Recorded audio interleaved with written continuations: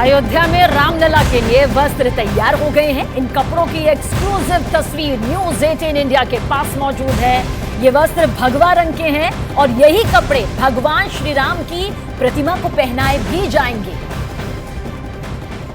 प्रधानमंत्री नरेंद्र मोदी इस वक्त प्राण प्रतिष्ठा से पहले विशेष अनुष्ठान कर रहे हैं। 22 जनवरी को प्राण प्रतिष्ठा है और उससे 3 दिन पहले उनके ये अनुष्ठान और भी ज्यादा सख्त हो जाएंगे। पीएम नरेंद्र मोदी के अयोध्या व्रत को लेकर बहुत सी खास बातें हैं जो आप इस स्पेशल रिपोर्ट को देखकर बखूबी समझ जाएंगे।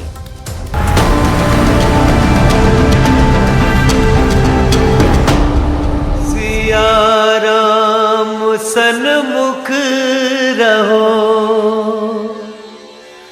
हाजिर रहो हनुमान। राम चालीसा लिखाइए, कीजिए जन कल्याण। सेवा सुमिरन किया न कछु, और पल चाहूं अनंत। दास प्रेम जी की विनती, भक्ति दीजिए भगवंत। सियावर रामचंद्र की। एक तरफ अयोध्या में प्राण प्रतिष्ठा, जय सिया राम। दूसरी तरफ दक्षिण में प्रधानमंत्री नरेंद्र मोदी की प्रतिज्ञा। अयोध्या में प्राण प्रतिष्ठा से ठीक 6 दिन पहले प्रधानमंत्री नरेंद्र मोदी आंध्र प्रदेश और केरल के दौरे पर हैं। आंध्र प्रदेश में मोदी लेपाक्षी में 486 साल पुराने वीरभद्र मंदिर गए और पूजा अर्चना की। मंदिर में बैठकर नरेंद्र मोदी राम भजन करते रहे।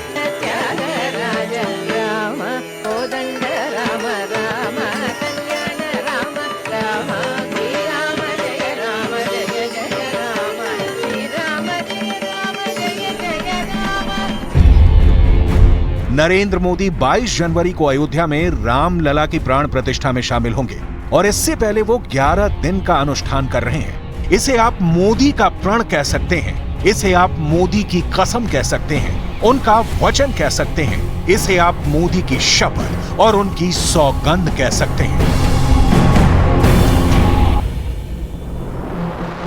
मोदी ने अनुष्ठान की शुरुआत महाराष्ट्र के नासिक से की। 12 जनवरी को प्रधानमंत्री दिल्ली से नासिक गए और वहां के काला राम मंदिर में पूजा अर्चना की।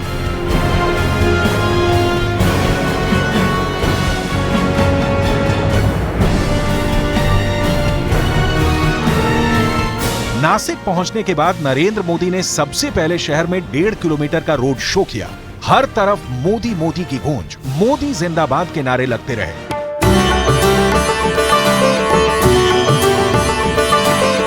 यहां के काला राम मंदिर में पहुंचकर साफ सफाई का संदेश दिया। उन्होंने मंदिर में पोछा लगाया। प्रधानमंत्री का यह वीडियो खूब वायरल हुआ।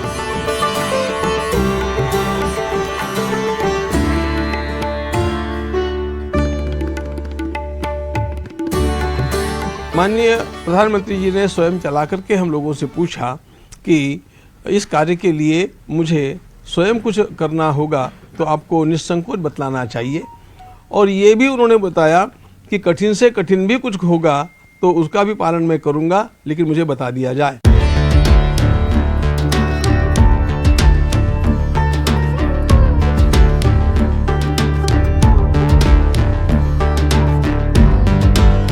नरेंद्र मोदी मंदिरों का दौरा कर रहे हैं। शुरुआत नासिक से की। यहाँ अयोध्या में प्राण प्रतिष्ठा से पहले आना मायने रखता है। कहा जाता है कि प्रभु राम की जिंदगी में इस जगह का काफी महत्व है। रामायण काल से जुड़ी खास जगहों में पंचवटी बहुत अहम मानी जाती है। तो अनुष्ठान के लिए पीएम मोदी ने नासिक के श्री कालाराम मंदिर में पूजा की। वो गोदावरी के तट पर पंचवटी भी गए। भगवान राम के अयोध्या आगमन का प्रसंग भी सुना और खास बात ये कि ये रामायण का प्रसंग मराठी भाषा में था। अनुष्ठान के दिनों से ही नरेंद्र मोदी ने 16 जनवरी को आंध्र प्रदेश और केरल जाने का फैसला किया।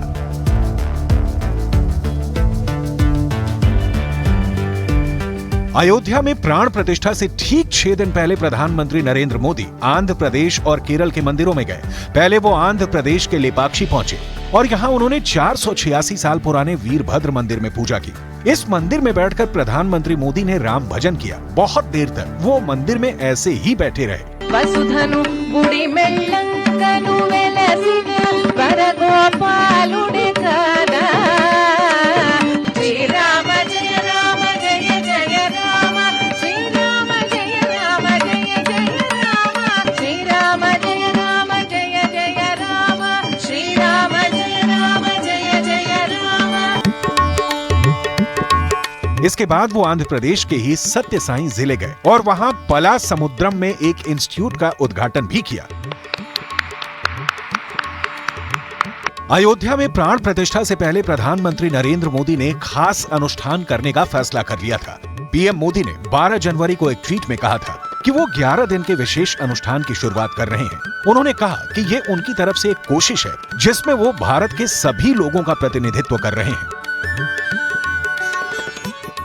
उनको विशिष्ट मंत्र भी कहे हैं, उन मंत्रों का जप भी उनको करना है और जैसे जैसे कार्य आगे बढ़ेगा वैसे उनको पलंग पर शयन करना भी निषिद्ध हो जाएगा।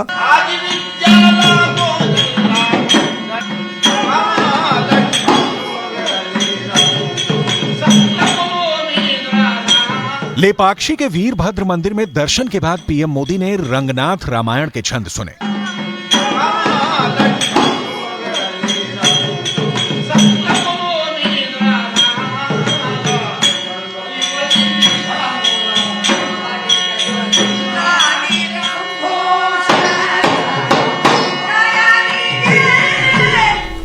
रंगनाथ रामायण तेलुगु में रचित रामायण है। ये रामायण भी वाल्मीकि रामायण के अनुरूप ही है, मतलब इसमें वाल्मीकि रामायण में लिखी कथा ही है। इसके मूल रचयिता कवि गोन बुद्धा रेड्डी हैं। श्री रंगनाथ रामायण तेलुगु भाषा का सबसे पहला राम काव्य है जिसमें 6 कांड हैं और 34,580 पंक्तियां हैं। लेपाक्षी आंध्र प्रदेश के अनंतपुर जिले में एक छोटा सा कस्बा है और यहीं पर यह वीरभद्र मंदिर है। ये मंदिर शिव के रौद्र रूप वीरभद्र के लिए जाना जाता है, इसीलिए मंदिर का नाम वीरभद्र मंदिर है। यहाँ पर भगवान शिव के अलावा विष्णु, पापनाथेश्वर, श्री राम और माता पार्वती के भी मंदिर हैं।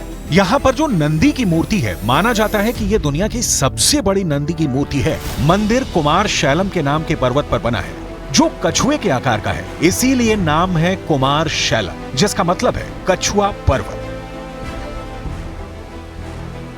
नरेंद्र मोदी जिन मंदिरों में जा रहे हैं उनकी भी अलग अलग खासियत है। कुछ पौराणिक है, कुछ वहां की वास्तु से जुड़ी बातें हैं। लेपाक्षी के इस मंदिर के रहस्य में एक सबसे बड़ा रहस्य है यहाँ पर हवा में लटकता हुआ खंभा। दरअसल मंदिर में 70 खंभे हैं और इनमें से एक खंभा जमीन से जुड़ा नहीं है। इस खंभे के नीचे से लोग कपड़ा, अखबार, अपनी हथेलियां पार कराने की कोशिश करते हैं। मान्यता है कि खंभे से सामान पार करने पर घर में समृद्धि आती है। मान्यता है कि एक अंग्रेज इंजीनियर ने इस खंभे को हटाने की कोशिश की थी। वो अंग्रेज इंजीनियर मंदिर की वास्तुकला के रहस्य को जानना चाहता था और इसीलिए वो खंभे को हटाने की कोशिश में था। हालांकि उससे खंभा नहीं हटा और वहीं पर उसने काम छोड़ दिया, जिससे ये खंभा हवा में लटका हुआ दिखता है। और ये रहस्य है कि आखिर ये खंभा टिका कैसे है।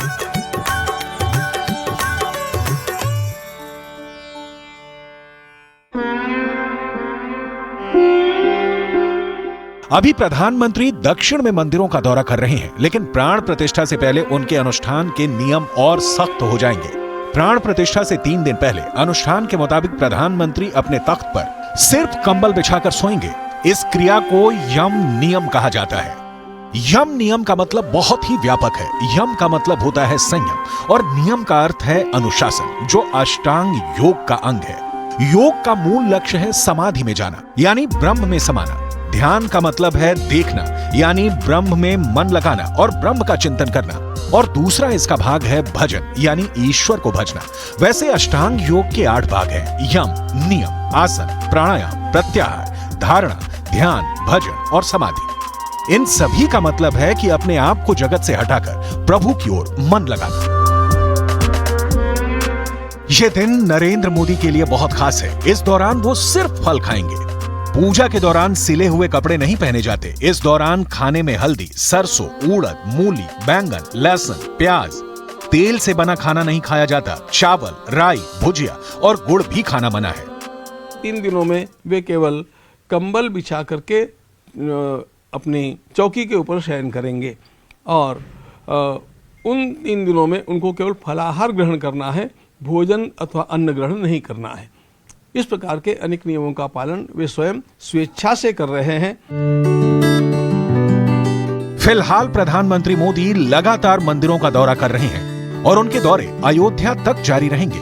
आंध्र प्रदेश के बाद उनकी अगली मंजिल केरल होगी। 17 जनवरी को प्रधानमंत्री केरल के दौरे पर रहेंगे और इस दौरान वो गुरुवयूर मंदिर में पूजा करेंगे। 17 जनवरी को प्रधानमंत्री नरेंद्र मोदी की शाम भी केरल में ही गुजरेगी।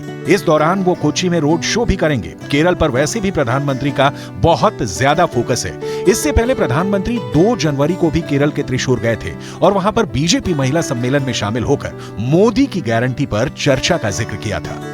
अयोध्या में राम मंदिर इस वक्त देश का मूड बन चुका है। प्राण प्रतिष्ठा के लिए पूरा माहौल बन चुका है। दक्षिण के दौरों के साथ प्रधानमंत्री नरेंद्र मोदी का इरादा अटल हो चुका है। अयोध्या तो इस वक्त राम के रंग में रंगी हुई है। अयोध्या इस वक्त राम की मोहब्बत में डूबी हुई है। हर तरफ ऐसा माहौल है कि जो अयोध्या आए वो यहाँ के जुनून में रस बस जाए। अयोध्या सदियों से ऐसी ही रही है। इस बार का मौका बहुत खास है।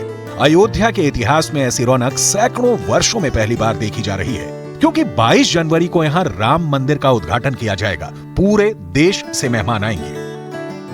22 जनवरी का अयोध्या में बेहद बेसब्री से इंतजार किया जा रहा है। हजारों लोग यहाँ पर मौजूद होंगे। प्रधानमंत्री मोदी से लेकर मुख्यमंत्री योगी तक बहुत से वीआईपी अयोध्या में रहेंगे। अयोध्या में 20 जनवरी के बाद से बहुत सी पाबंदी लग जाएंगी, क्योंकि 22 जनवरी को अयोध्या को पूरी दुनिया देखने वाली है। अयोध्या में इस वक्त हर तरफ राम मंदिर की चर्चा हो रही है, चाहे वो चाय की दुकान हो, नुक्कड़ हो या फिर चौक हो। हर तरफ 22 जनवरी को होने वाले प्राण प्रतिष्ठा के कार्यक्रम की चर्चा हो रही है। बदलते हुए अयोध्या की चर्चा हो रही है, अयोध्या की भव्यता की चर्चा हो रही है। हर कोई सजी हुई अयोध्या को देखना चाहता है और 22 जनवरी के बाद अयोध्या इसी तरीके से सजी हुई हमेशा नजर आएगी। 22 जनवरी 2024 को राम मंदिर खुल जाएगा। इसके बाद 26 जनवरी को देश गणतंत्र दिवस भी मनाएगा।